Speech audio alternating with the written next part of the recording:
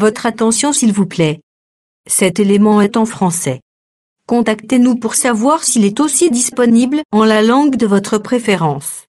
Veuillez aussi noter qu'il est en audio uniquement. Dépourvu de ce fait d'image originaire.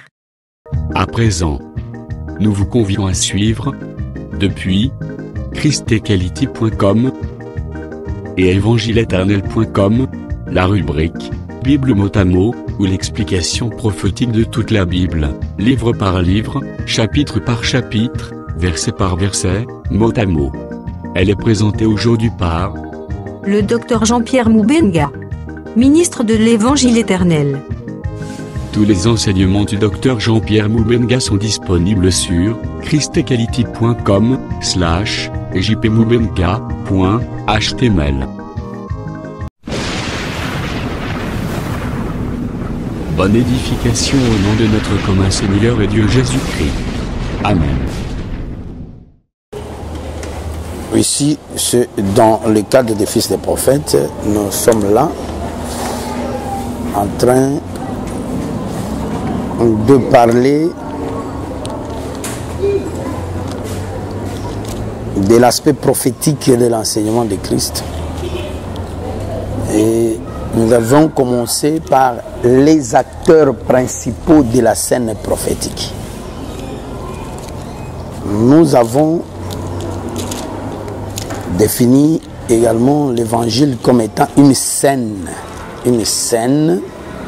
c'est-à-dire une pensée, une conception de Dieu lui-même qui a conçu ces choses. Et l'Écriture dit qu'il l'a conçu en lui-même. En lui-même. Et pour mettre ça à exécution, il avait besoin des acteurs. Il a utilisé plusieurs acteurs. Et ici, nous parlons premièrement des acteurs principaux avant de toucher des acteurs subsidiaires dans la scène prophétique. David a servi au dessein, selon l'écriture de l'Éternel, il est passé. Il a été aussi comme un acteur. Mais il n'était pas un acteur principal. Les acteurs principaux, nous les avons situés ici, dans le livre de Matthieu 13, où nous parlons de la parabole du semeur. C'est elle qui définit, n'est-ce pas, ces différents acteurs. Et nous avons vu pourquoi le Seigneur devait diviser cela en 4. Nous l'avons appelé effectivement la division de la terre, le temps de Pélec, où Dieu devait partager ou diviser la terre. Et la terre est divisée en 4 parties. C'est facile à comprendre ça. D'après le texte que nous utilisons, je fais un petit récapitulatif. Nous disons que ici, l'Écriture parle de la sémence, du semeur. Et on dit qu'un semeur sortit pour s'aimer. Donc quand quelqu'un sort, c'est qu'il vient de quelque part. Et nous avons situé cette maison d'où il sortait, c'est la maison du pain qui est Bethléem, c'est-à-dire l'éternité. Et il sort. Dieu n'a pas sémé à l'éternité, il sème dans la création. Il sème dans la création. Il sème dans la création. Tu me suis? Dieu sème dans la création. D'ailleurs, si nous considérons une autre parabole pour soutenir ce que nous disons, la parabole des livrets et du blé. L'Écriture dit que le maître des champs est sorti, il a sémé dans les champs. Mais pendant que les gens dormaient, son ennemi est venu, il a aussi sémé. et il interprète le chant, le monde. Vous voyez? Donc c'est pour dire que c'est dans la création que le Seigneur a créé, a sémé. Et il est venu, il a sémé. Maintenant, les Écritures commencent à parler.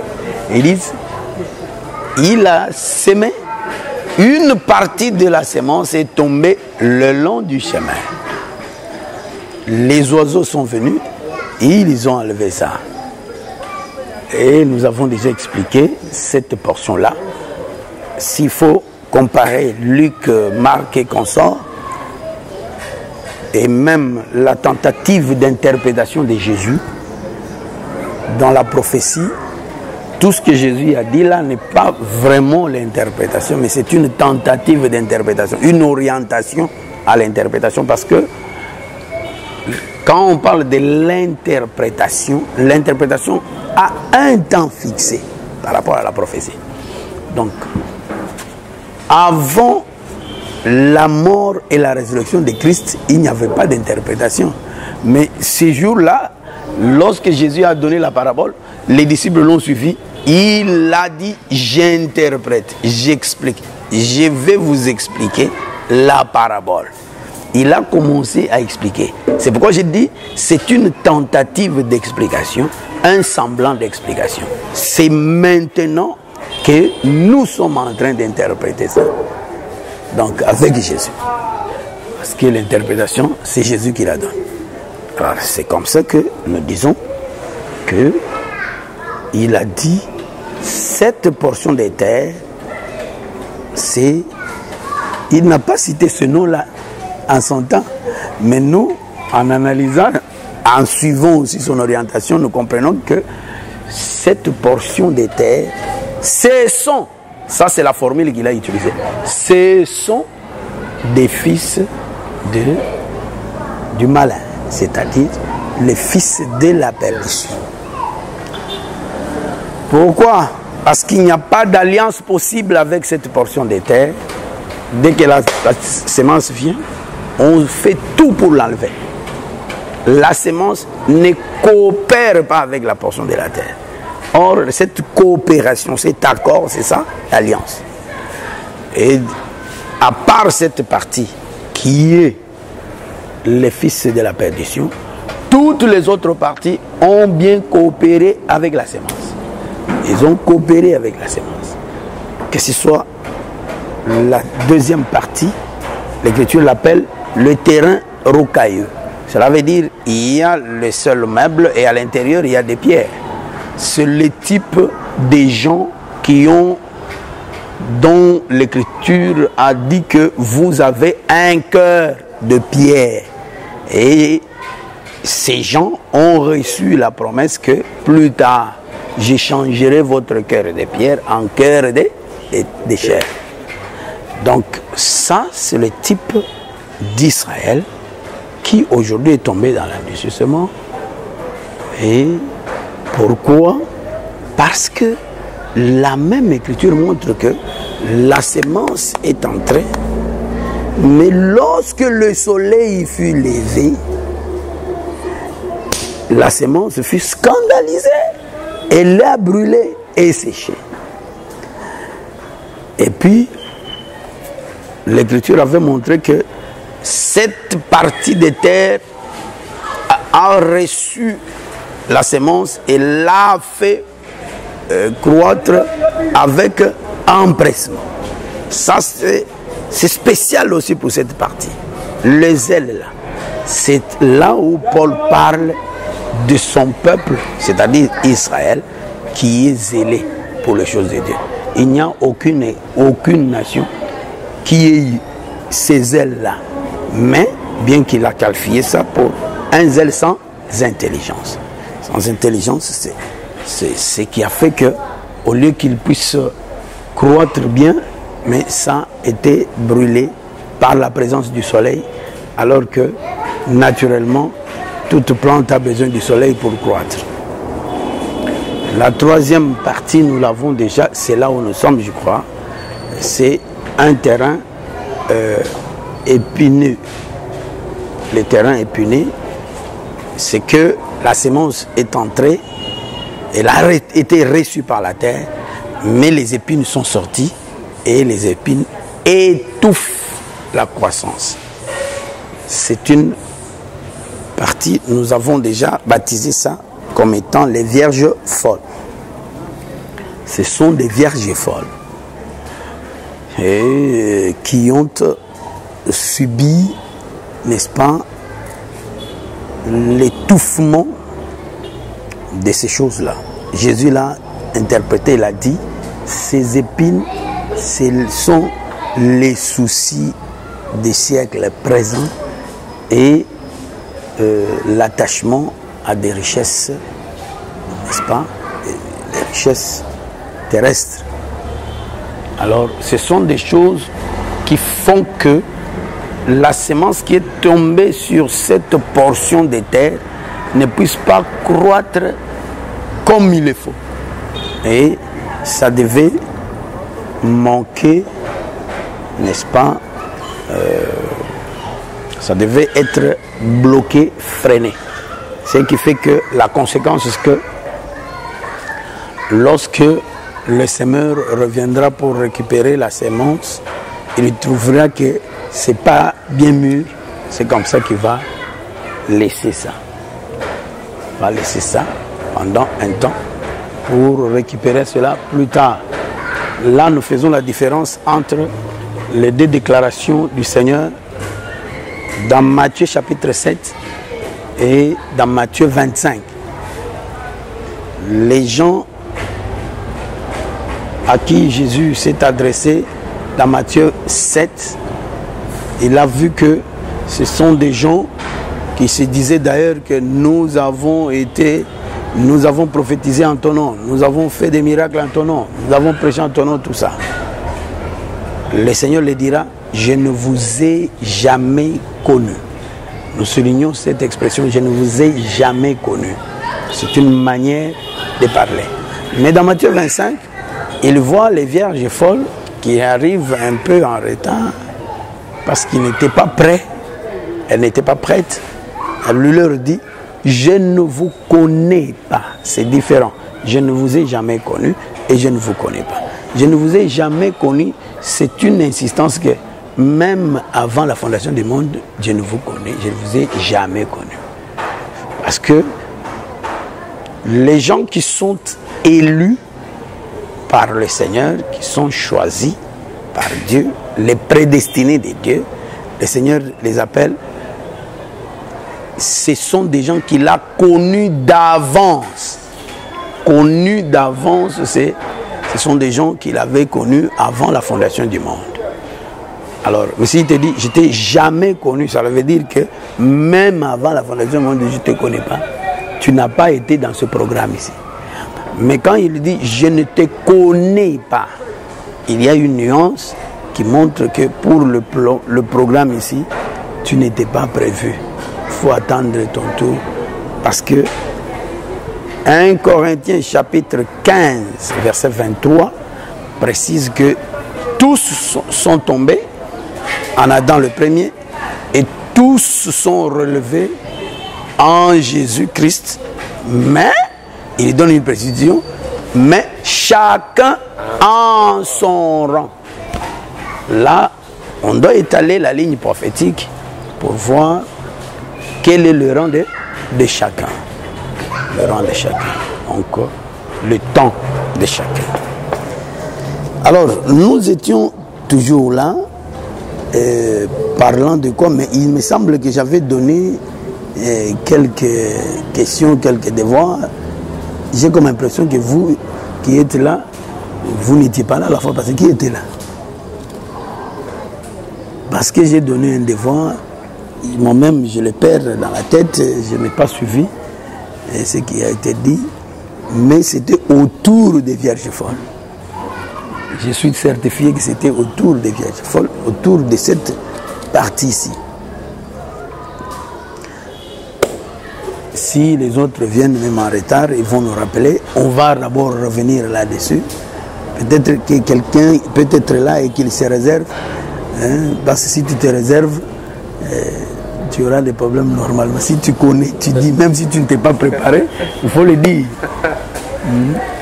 Alors, néanmoins, nous avons dit que cette portion des terres, nous avons donné quelques images.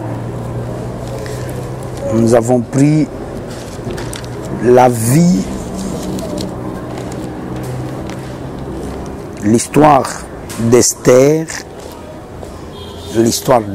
dans le livre d'Esther.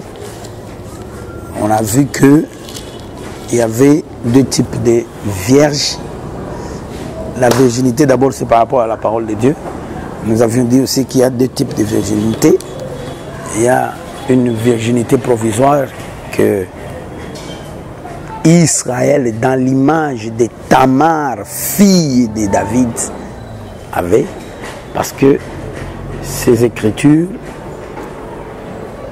disent que la robe que Tamar avait portée, c'était la robe de plusieurs couleurs. La robe de plusieurs couleurs. Je suis en train de parler un peu lentement parce qu'il y a notre sœur qui est venue seulement aujourd'hui. Il faut qu'elle se retrouve aussi avant que nous puissions prendre toutes les allures. Mais, alors, nous disons que je parle de deux types de virginité. La virginité provisoire symbolique qu'a porté Israël en son temps. Parce que je disais que Israël a été choisi comme type d'élection. Donc, la manière dont Jésus a élu Israël, c'est pas l'absolu. C'est pas l'absolu. Et nous le retrouvons, tu peux lire, quelqu'un peut nous lire cette écriture, ça peut aider les autres. Romains chapitre 9, verset 7. Romains 9, 7. Lisez un peu cette écriture. Et pour être la postérité d'Abraham, ils ne sont pas tous ses enfants. Ils ne sont pas tous ses enfants. Mais il est dit, en Isaac sera nommé pour toi une postérité. En Isaac sera nommé pour toi une postérité. C'est-à-dire que ce ne sont pas les enfants de la chair. Ce ne sont pas les enfants de la chair. Ils sont enfants de Dieu. Puisque je suis Israël, c'est que je suis enfant, je dois être sauvé. Non. Mais que ce sont les enfants de la promesse qui sont regardés comme les enfants de Dieu. Voilà. Ce sont les... C'est-à-dire quoi?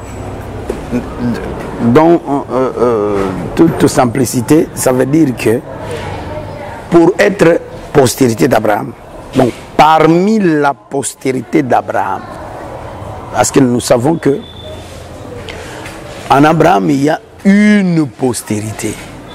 Cette postérité s'est présentée comme une postérité double, parce que Dieu, parlant à Abraham, il lui a dit: regarde les étoiles du ciel, telle sera ta postérité.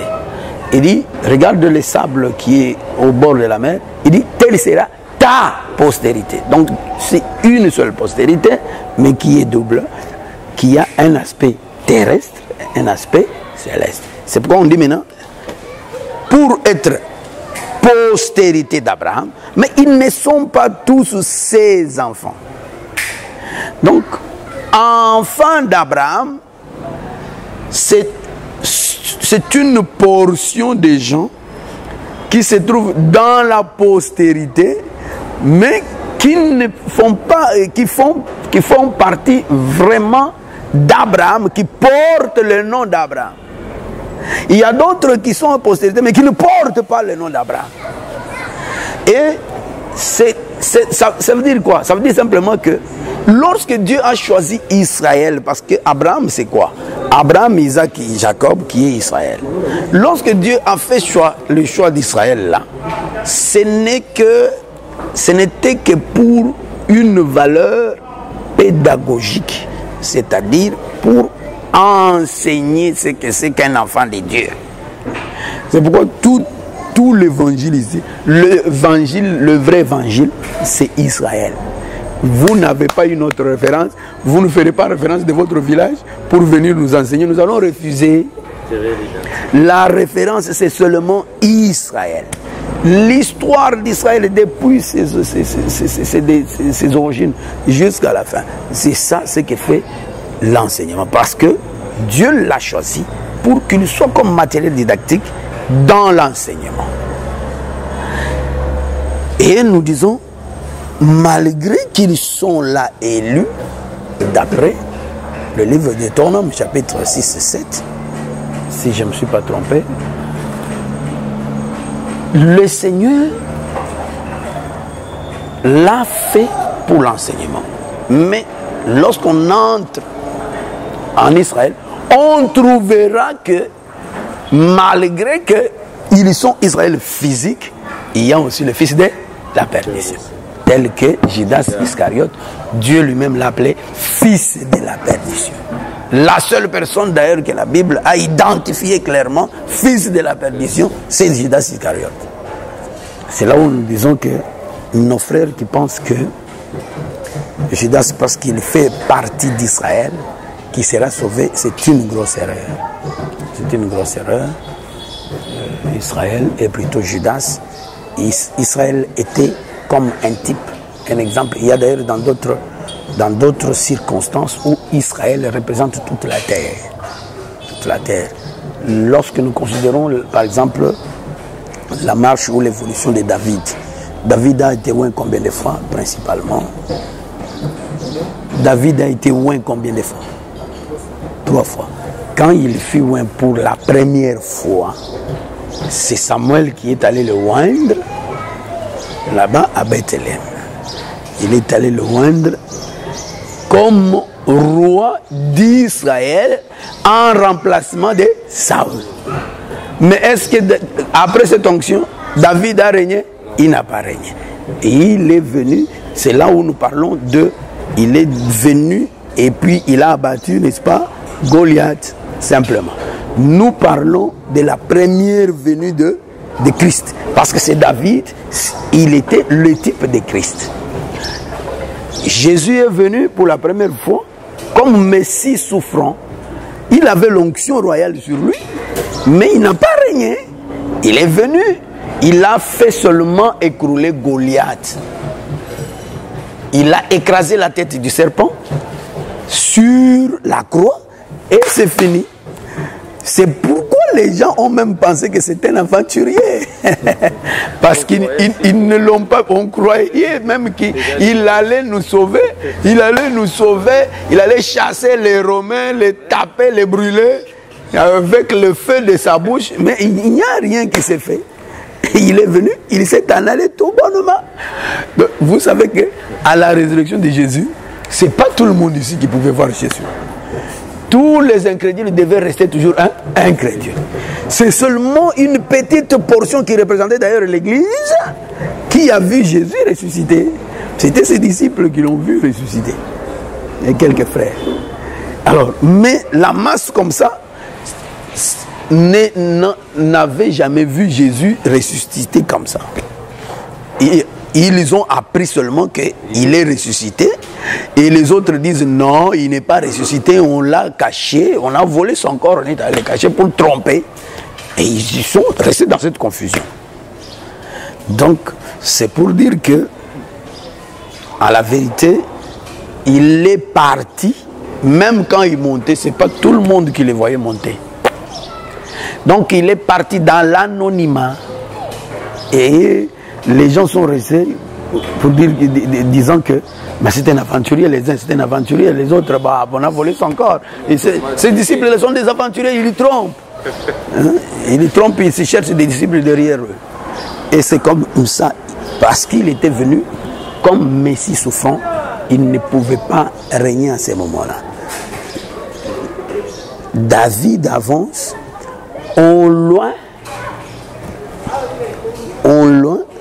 à Hébron comme roi, n'est-ce pas, d'Hébron. Et là, il ne régnait pas sur tout Israël. Jébu, qui est Jérusalem, est resté toujours dans les mains des Jébusiens. Mais David était à Hébron comme régnant. Et Hébron n'est qu'une petite portion, c'est une ville de Juda. Vous voyez? Donc, Hébron ici, le règne de David à Hébron explique le règne de Jésus dans l'Église. Parce que Hébron est l'image de l'Église. L'Église, ce n'est pas un pays fixe comme ça, mais Dieu a pris des gens partout et puis il les a formés. Il a fait d'eux une nation spirituelle. L'Église, c'est un mystère. Parce qu'on ne sait pas maîtriser l'Église comme ça. On ne sait pas limiter l'Église par les humains. C'est un mystère. Parce qu'on peut être ici, vous êtes 5. Si un aventurier est ici, on ne saura pas. On dira seulement, vous êtes l'Église.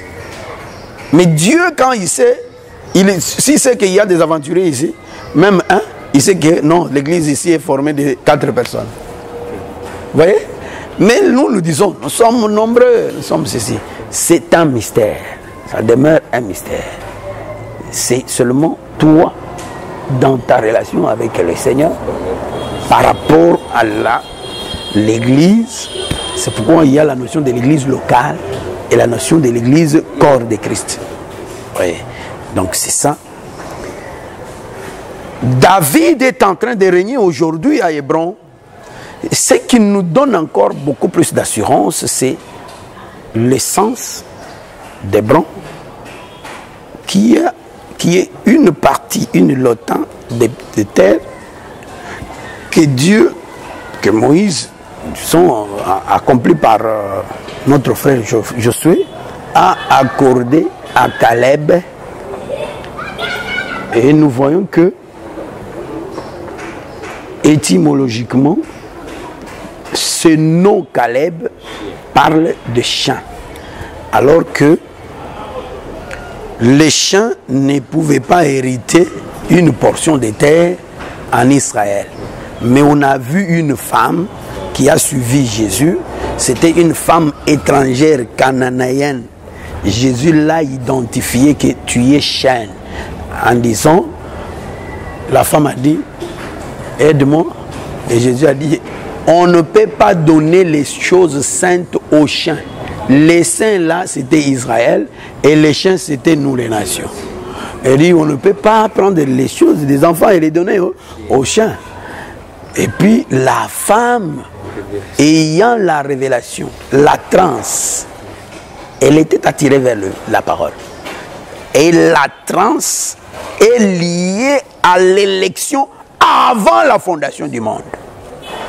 Elle a senti quelque chose, elle a dit, mais papa, mais les chiens peuvent pas manger même les miettes qui tombent de la table.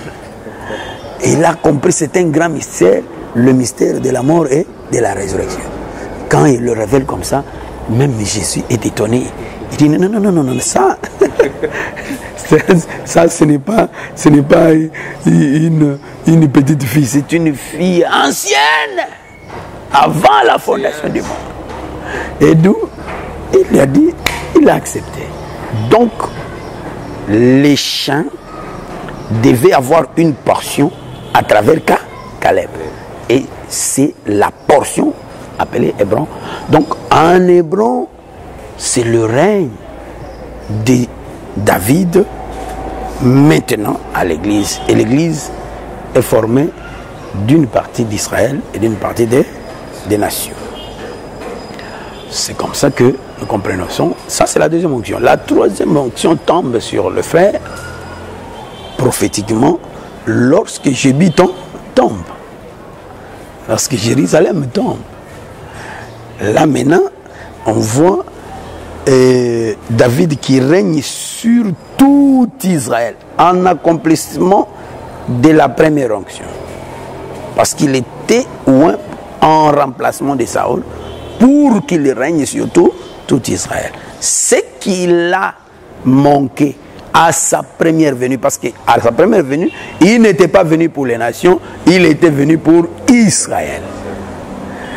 Et puisque cela a été raté, c'est ce qui doit s'accomplir à la troisième onction, Ça veut dire, le Seigneur sera maintenant le Seigneur de toute la terre. Si on prend la dimension d'Adam, il fera maintenant l'Adam. Parce qu'Adam a été formé pour régner sur toute la terre, en tant que fils de Dieu. C'est ce qui s'accomplira plus tard, dans le temps que nous appelons le temps de 1000 ans de paix. Donc, le Seigneur sera, Jésus va régner sur toute cette terre.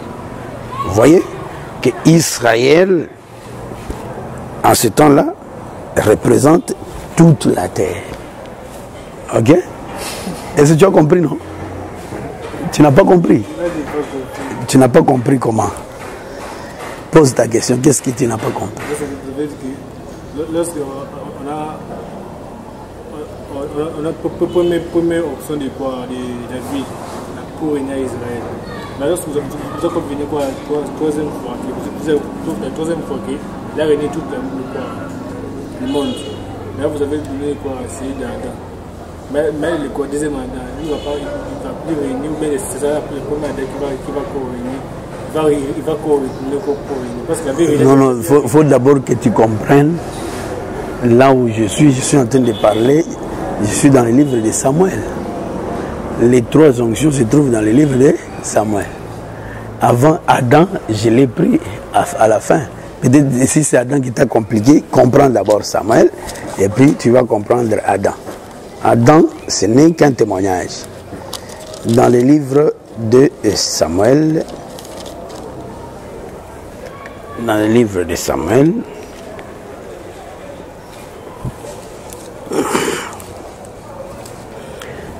de Samuel chapitre 5.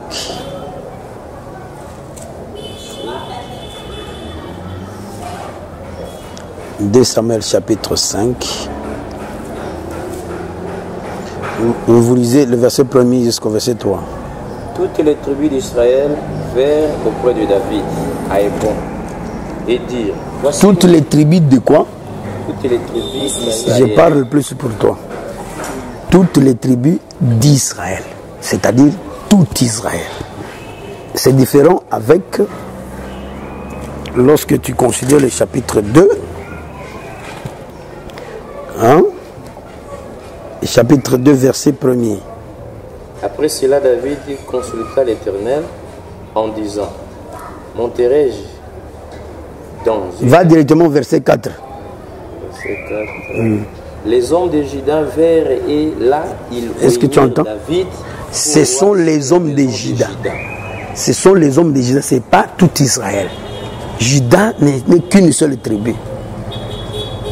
On dit, les hommes de Juda vinrent et là, ils oignirent David pour roi sur la maison de Juda.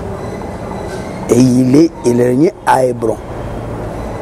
C'est différent que lorsqu'on dit tous les anciens, toutes les tribus d'Israël vinrent. Est-ce que tu comprends la différence? Le règne à Hébron, c'est seulement en Juda. Juda a une histoire. Je sais que tu dois connaître cette histoire par rapport à Israël.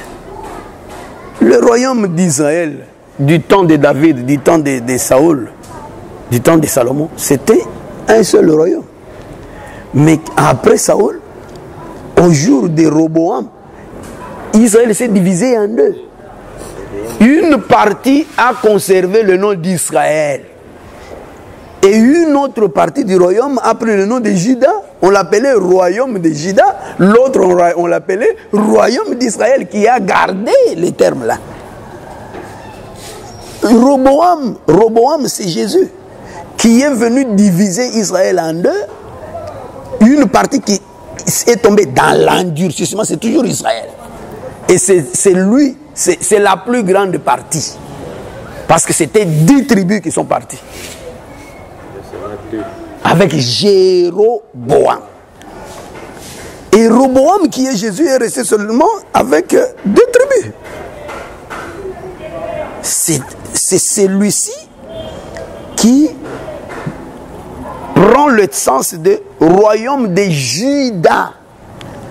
Et quand David règne, tu vas parler, quand David règne à Juda, en réalité, il est le roi de Juda. Oui.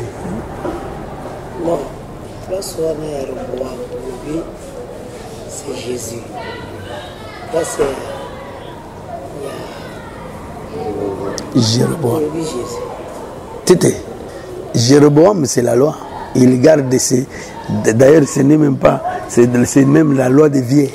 Bon, ce que je n'ai pas compris. Le docteur a touché peu sur la virginité de Tamar avec ses habits de plusieurs couleurs. Et tu as parlé aussi sur la virginité provisoire. C'est ça, celle de Tamar. Mais tu n'as pas expliqué. Oui, oui. Parce que tu parles beaucoup de choses. Oui, oui, j'ai dit, c'est peut-être lui qui m'a freiné pour que je retourne à la virginité avant d'avancer, parce que nous parlons des vierges folles. On parle des vierges, de la virginité. C'est là où on doit s'atteler, on doit retourner là-bas. Et ici, je voulais qu'il lui aussi comprenne que, en disant que Israël prend aussi le sens de toute la terre, j'ai enfoui ça dans ces écrits que je donne ici. Quand on dit tout Israël, cette écriture ici qui dit que en ce moment-là, ainsi tous les anciens d'Israël vinrent auprès du roi à Hébron. Il était encore à Hébron, on l'a suivi là-bas. Et le roi David fit alliance avec eux à Hébron devant l'Éternel. Ils joignirent David pour roi sur Israël. Ce n'est plus sur Juda. Ce n'est plus sur Juda. Hébron se trouve en Juda. Donc, il devient roi de tout Israël. Israël, dans cette écriture ici, s'interprète comme toute la terre. Tu n'as pas une autre interprétation à lui donner. Donc, tu quittes Hébron en Juda, tu vas sur tout Israël, c'est-à-dire tout Israël, même Juda. Donc, le royaume redevient comme il était avant. Comme David avait régné. C'est le temps du fils de David. Ils auront besoin de David, leur roi. Hein? Zacharie chapitre 10, Zacharie chapitre 12, 14. Et en 14, l'Écriture dit que l'Éternel sera le roi de toute la terre. C'est ça le millénium. Donc, lorsqu'on parle ici de David qui règne sur tout Israël, on parle du règne de 1000 ans.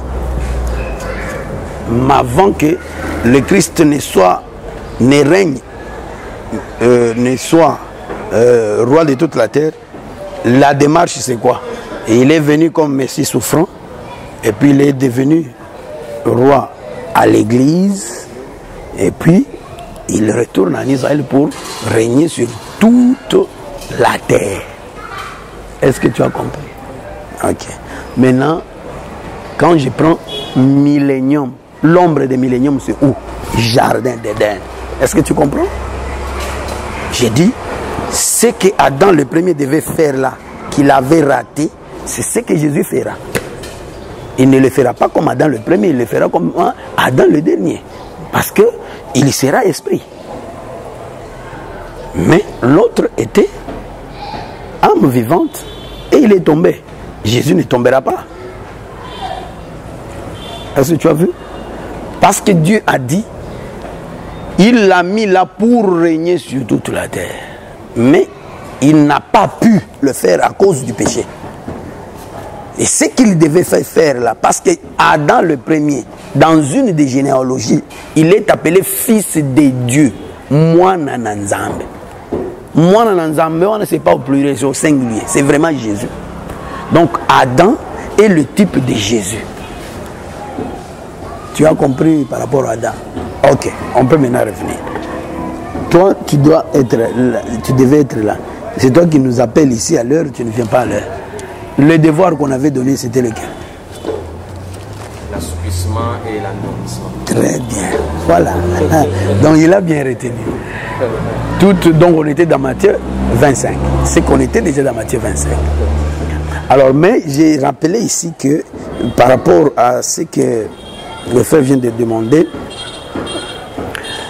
la virginité provisoire, c'est celle de Tamar. Esther n'avait pas porté clairement comme ça cette robe-là. Mais il y a une autre personne qui a porté cette robe, c'est Joseph. Donc s'il faut comparer les virginités, on le compare Tamar d'avec Joseph. Parce que Joseph, c'est le corps de Christ, c'est ça l'église.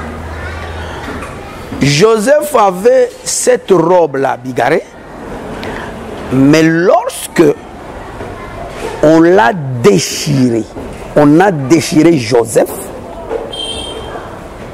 la providence a fait que la robe ne soit pas déchirée. Et c'est ce que Christ a confirmé. Pour montrer que Joseph était le type de Christ. Et que Tamar était le type d'Israël. Tamar a pu déchirer son habit. Et l'habit était réellement déchiré. Tamar, après avoir abusé avec son frère Amnon, il a été violé par son frère Amnon. Et puis, il a déchiré son habit. Et l'habit était déchiré. L'Écriture dit que l'habit était déchiré. Or, la virginité définitive ne peut pas être déchirée. C'est ce qui s'est passé avec Joseph. Le papa de Joseph a confirmé que le papa de Joseph là n'était pas quelqu'un qui t'étonnait, il disait la vérité parce que c'était le type de Dieu lui-même. Non seulement prophète, c'était Dieu lui-même.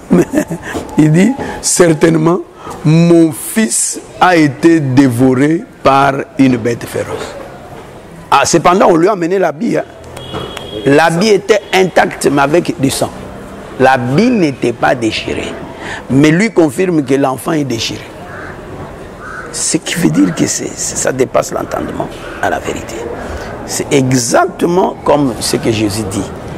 On vient pour briser les os de celui-ci, celui-là. On veut briser ses os.